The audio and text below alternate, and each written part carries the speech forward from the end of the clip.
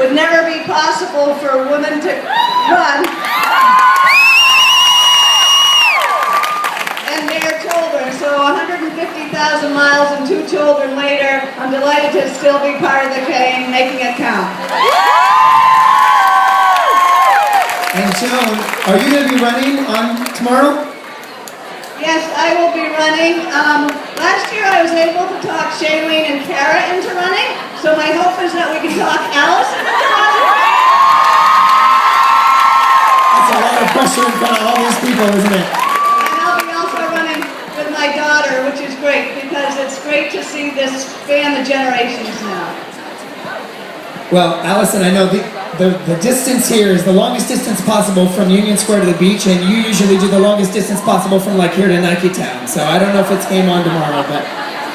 So, Shailene and Kara, you ran for the first time together in your first really long run together here at the marathon, right? Tell us a little bit about that story. It's a really interesting story.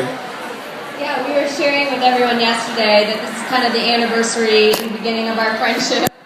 Toasted last night with a glass of wine to literally, yeah, a year's worth of friendship building and teammates, literally pouring our hearts out every day in our training. And last year, Kara was transitioning to a new coach and joined my team. This is where I invited her to become my friend and my training partner. This is our anniversary spot of where we went from rivals to best friends. Aww. So you're both going to be running, right? Now the question is, you said, did you have a 2-hour run today? So you're still going to run tomorrow. That's called real training, right? And the word is, though, you're going to take it easy. So I figure that if you ever wanted to beat an Olympian, tomorrow might be the only chance you have. And then they told me yesterday, don't try to pass them because it's still game on, right? What was your favorite experience, Kara and Shailene, from the Olympics this year? You know, Shailene and I finished 10th and 11th at the Olympic Games, and we would have loved to have finished further up, but we had 12 miles where we were leading the Olympic marathon, and it takes my breath away.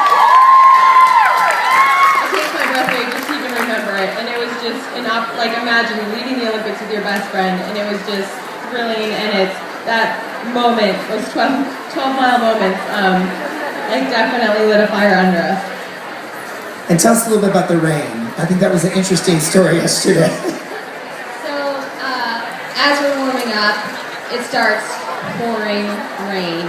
And Kara and I look at each other and we're like, this is awesome. This is great. We're from Portland, Oregon. We train in this all the time.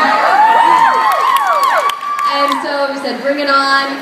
And then as the race got in further and further, we're like, okay, enough rain. That's enough. We're done with the rain. But, no, I mean, it was such a memorable day. We poured our hearts out onto that course, and we literally had nothing left. It was an amazing moment.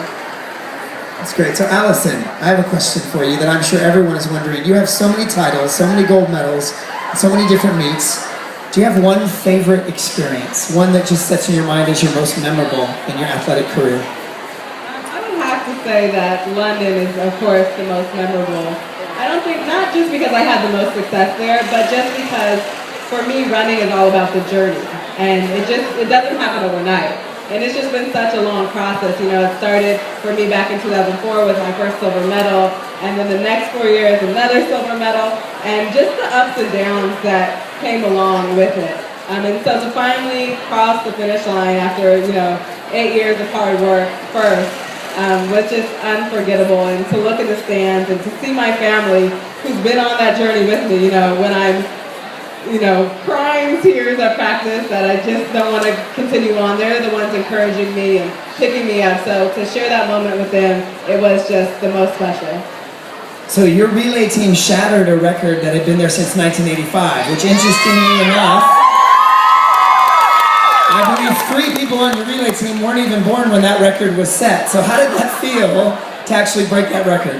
Yeah, it's kind of crazy. The record was older than 3 of us.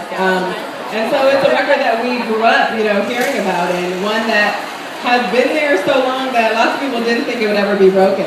And not because we didn't have the speed, but because America's handoffs are, we always need someone. So it was just amazing that it all came together. You know, we had really flawless handoffs, and to see the time flash up there, a world record time, it was amazing. I know I never ever expected to have a world record next to my name, and to see it just all happen, it was just, we're all overjoyed, and I don't even think it's completely sucking in yet, but it was a huge moment for us. So these women that are running 13.1 and 26.2 have a little bit of time when they're out there on the course to kind of figure out how their pace is going, but your kind of racing is different. It's over in 20 seconds, 22 seconds. So when you're running, I'm sure they want to know, are you thinking about the time, or are you just running as fast as you freaking can? I have no time to think about how much time is going on the clock.